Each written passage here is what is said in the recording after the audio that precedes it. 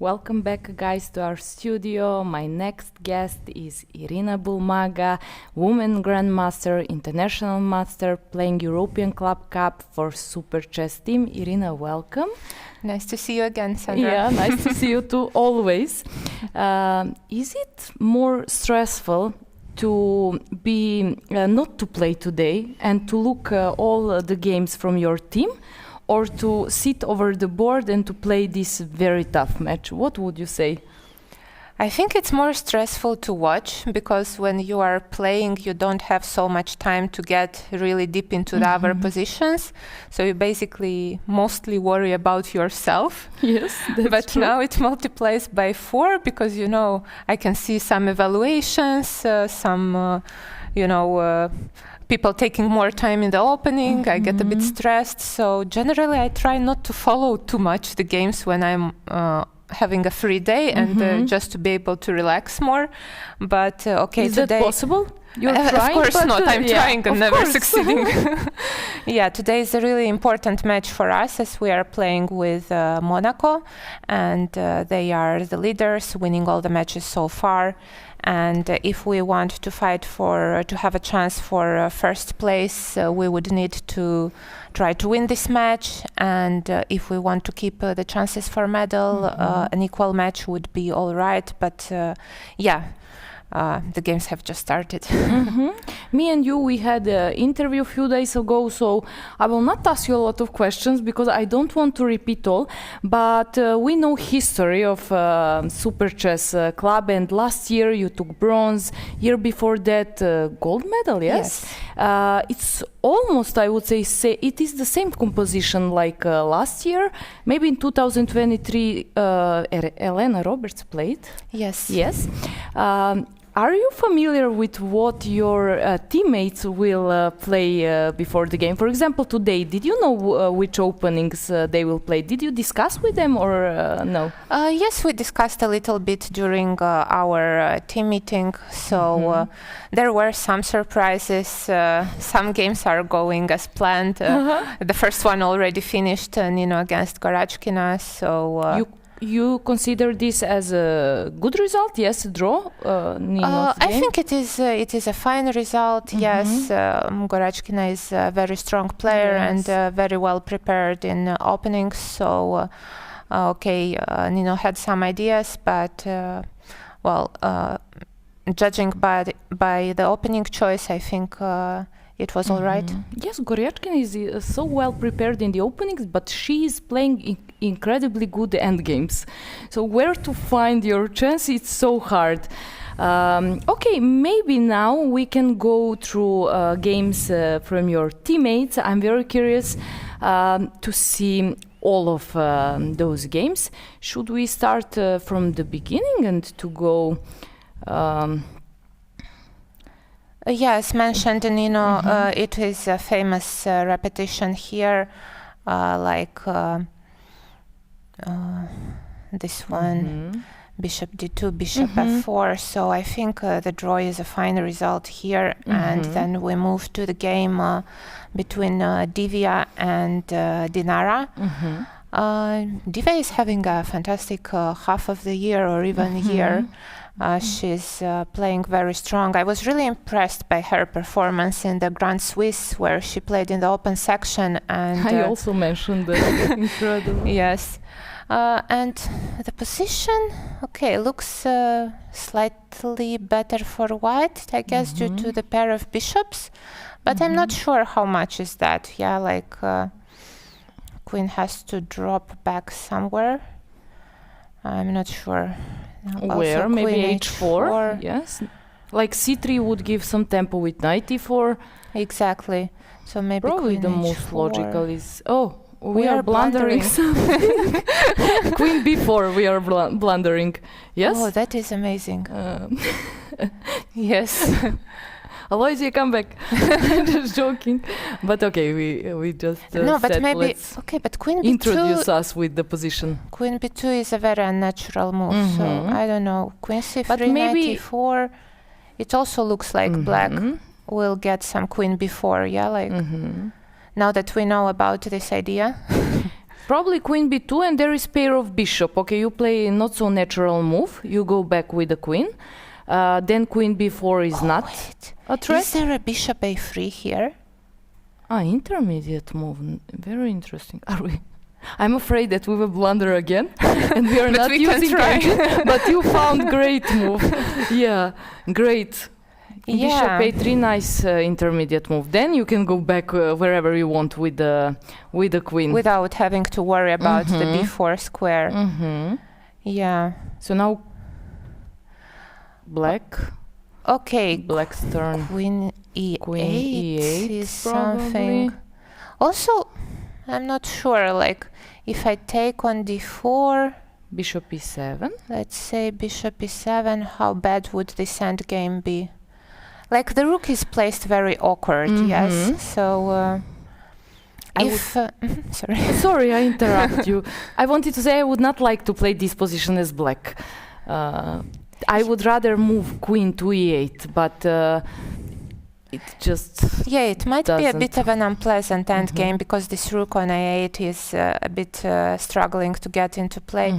Probably still with precise play, I feel that black should be able to equalize.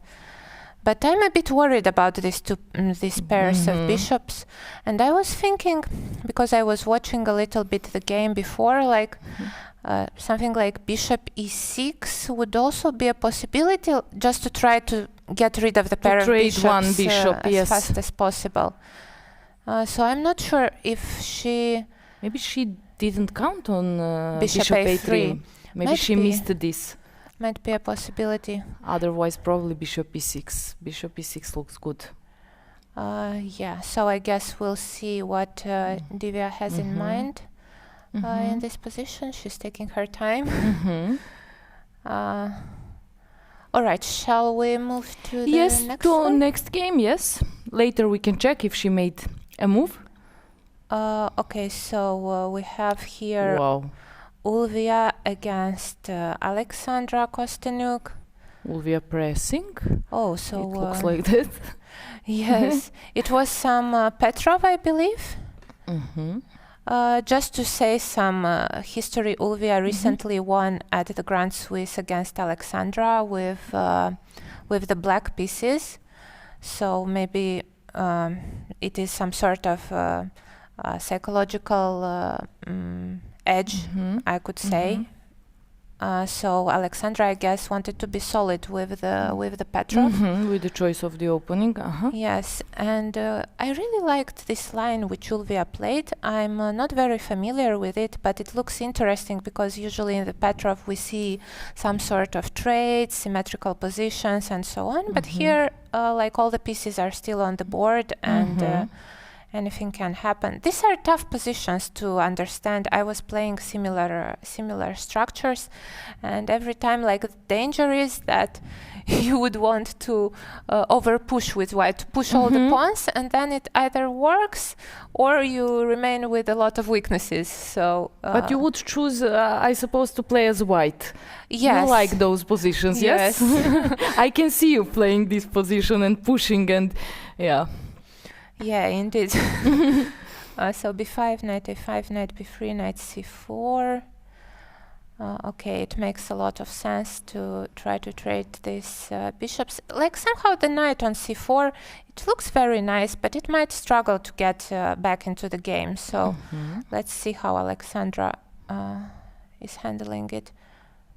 Is this the position? Because I thought we saw something with long that castle. was analyzed. I think analyzed state from Aloysia before we entered to here to the studio. So obviously this is a current position.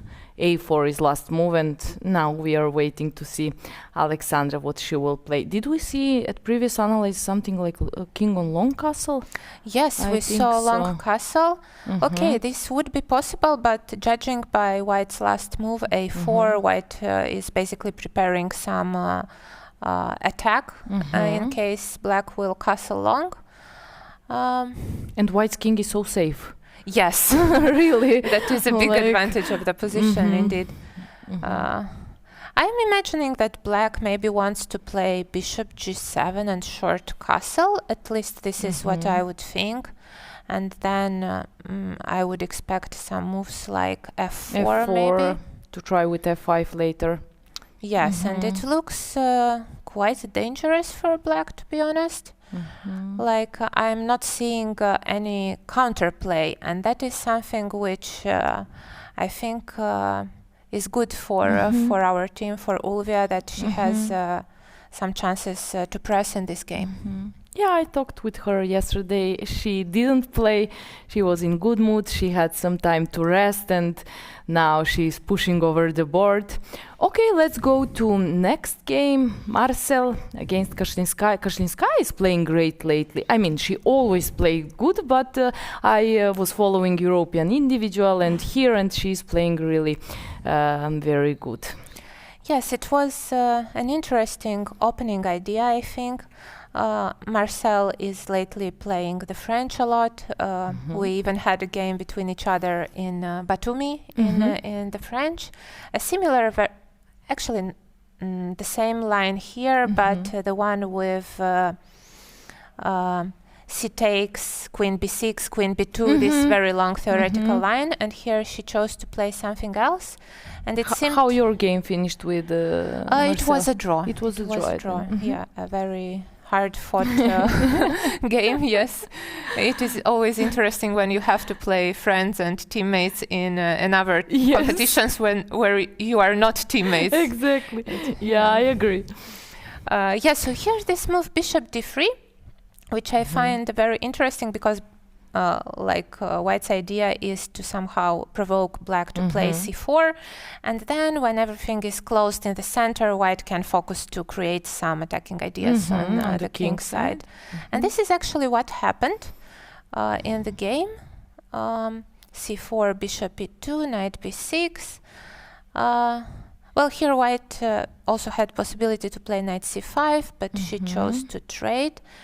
And I really like this a5 move for black because by not choosing to castle yet, you somehow keep your options to maybe castle long.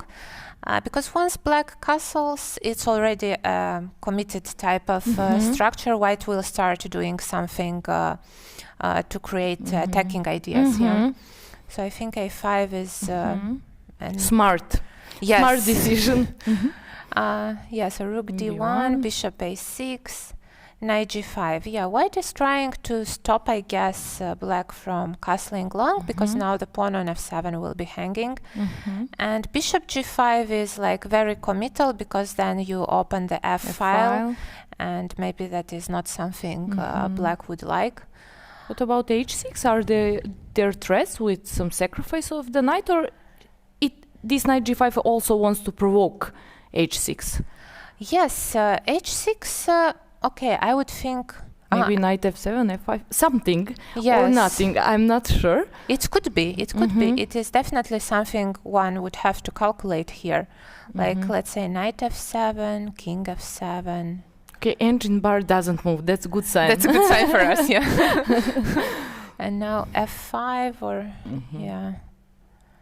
Yeah, this is the type of position I think that Alina feels comfortable with because she's a player who enjoys the initiative. But I'm not sure if h6 is forced. Like, let's say that this is the threat, One thing would be to still castle short. This is a possibility here. And very brave. Well, the thing is that somehow the queen on h4 is not yet comfortable to go, as h6 would happen, and then this knight is pinned. Also, bishop d3, I mean, bishop cannot be on this diagonal b1, h7 for a while. Exactly, and maybe black even wants to play c3 and trade the bishops, and then start creating some counterplay on the queen side. So now I believe it's like a critical moment in this game because black needs to somehow make sure that all these threats against the king side are not dangerous.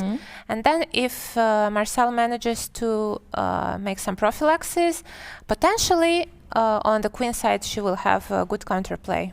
But yeah, it's a very still a very complicated game. Yeah, I agree. But very interesting game to follow, because soon probably something will happen. Unless short castle comes, and obviously it's good move for black, then we will see how it will continue. Today, very interesting day and very special and important day for SuperChess Club, as both men's and women team are playing on the first board. Maybe, if you have time, we can go through men's match and to see what's happening with their games, Gukesh and Jordan and Parham and Sarana and other guys. Yeah, indeed, it is a very interesting match today, and I believe this might decide the fate of the championship, because whoever wins is going to be the sole leader, as there are only 2 teams left on maximum points. Yes, I agree. We had a pool today, and there is a question what we think, who will win, Gukesh or Arjun, or it will be a draw. I said that somehow I have a feeling that Gukesh will not lose a game, although yesterday a lot of people who were following, they were surprised that Gukesh was spending so much time. I wasn't. Somehow he's a world champion, and you're always sure that he knows what he is doing. And today we can see that he has a good position, very pleasant position, yes? Like this pawn on b6 looks extremely dangerous. And with the previous move, I really liked this bishop f4, because bishop was here. For example, after a move like bishop e3, I'm not even saying exactly here, but sometimes there would be ideas of bishop d4, yeah? So black, if they manage, let's say, to trade, then they would eventually take this pawn, and there would be not much left. Yeah, and draw. Exactly. Yeah. So basically, he tried to provoke closing this diagonal for the bishop on g7, and only and now he started with bishop g5, also provoking f6, and then 7th rank could be plus for white later. Yeah, exactly. And this is the position Arjun is thinking. Yeah, he's thinking, but he doesn't look at the board. Interesting, indeed. I'm not surprised, because we were following Vaikanze and many tournaments where he played, and it's this year it's almost always like this, but I'm sure he's thinking about position. It reminds me of Ivanchuk. He is famous that he doesn't look so much at the board, but of course he is thinking. So more pleasant position for Gukesh. Let's see what Jordan is doing. Jordan playing with the black pieces against again. VE. They repeated colors, so for Gukesh it works perfect. He is again white, but for Jordan, Sarana and Dardha it's a bit different. Interesting. So Jordan played this a6, inviting d4, c takes, knight takes, which would lead, I believe, to very fighting positions. Because, many play instead some knight c6 and knight f6, these 4 knights in the Sicilian, and it tends to get very drawish or very theoretical, at least at their level. I'm sure they know like until the move 14. So bishop e2, I guess, also avoids something. I'm not so sure what exactly, because my impression was that after d4 white can be a bit more pleasant, but I guess VE definitely knows his ways. b5, d4, take with queen. Queen e3. This is we were talking about this move. Queen a very interesting mix. Like, I don't believe that I saw this in this particular setup. I saw this queen e3 in bishop b5 check after second move d6 in Sicilians, or in something such, but not in this kind of Paulsen, or I'm not even sure exactly how to call it. Castle. Mix of everything. Exactly. But now the problem will be a little bit about this bishop, because usually bishop goes on e3 and queen on d2, and then, maybe some bishop f4 ideas or a4 ideas. I'm wondering. But this is modern chess.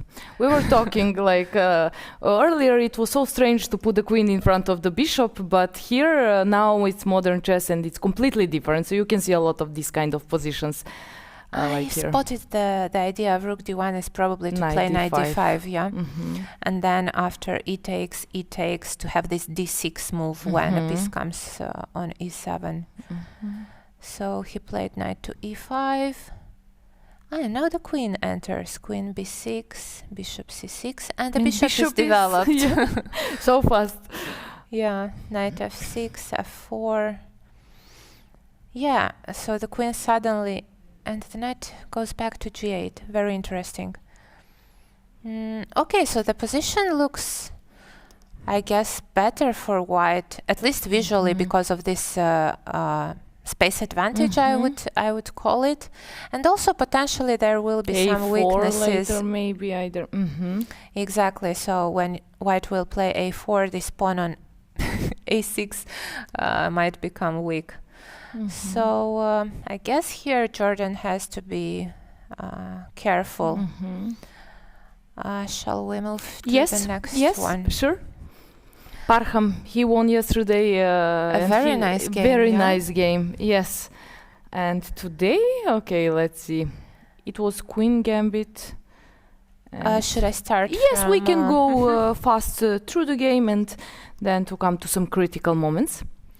So some Queen's Gambit. Probably with knight on e2 judging, but by what we saw later. So this trades. Yeah, this can be a poisonous system, where, okay, white is trying to prepare e4, I guess. But not anymore, because with the move h3, probably... It's not working great, probably. Knight f4. So he chose a different plan. But many pieces are... And g4. Oh, wow. That is not something I would expect. Yes. Yeah, me neither. Okay, because judging by all these trades, I thought that, okay, white just wants some small edge, I don't know, prepare... Okay, I'm not sure. I would still probably go for some minority attack, because in the center I'm not sure I can get anything. But g4 is something very original in the style of Parham, no? It is. I would be surprised that he was playing a3, rook b1, b4, b5. It's not somehow connected in my mind with his style, so it's kind of expected. Interesting. Engine doesn't like, but over the board it's completely different. Maybe he analyzed a lot about you, Yangyi. I'm sure. Yes. And he found out that this kind of position would be maybe unpleasant for you, Yangyi. Yeah, I'm wondering if maybe white's plan is to somehow prepare g5, like play maybe king g2 or queen g2 even, then h4, g5. Or maybe one rook can come to g2 and then try to create some attacking threats against the king. But that is something I would, be a little bit cautious about, because like we know that when somebody attacks on a flank, some c5 will come. come. Yeah. Once I was describing to my dad, we were still working together, and I said, okay, my plan here was like this: queen g2, h4, g5, and he said, and your opponent will not do anything. I said, not for sure. So yes, there are some ideas for white, but probably it will be hard after c5 and counterplay. You c5. see? Yeah, and we didn't know. Good shape, no? Yeah. D takes, queen takes, bishop c2, a5, and now Parham decides that it's the moment to trade queens, and this is the position we have currently on the board. I prefer white's pieces, to be honest, just because of bishop, light square bishop and this pawn on d5. But what about you?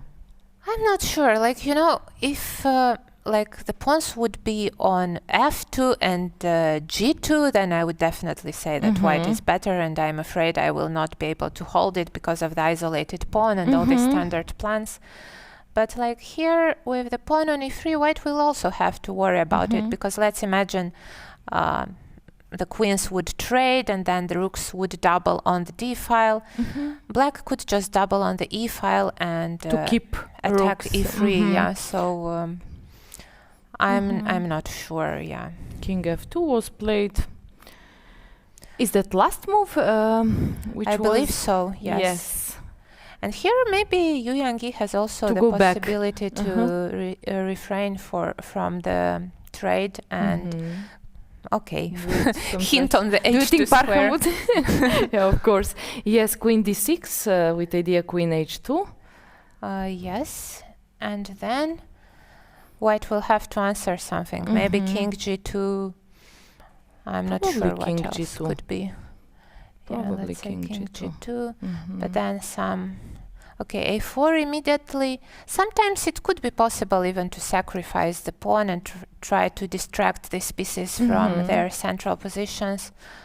Yeah, it is a very interesting game, I think, where free results are possible. Yeah, I agree. Okay, let's see what Daniel Dardha is doing. Ah, no, sorry, I skipped 2 games. Yes. Okay, let's go through Sarana game.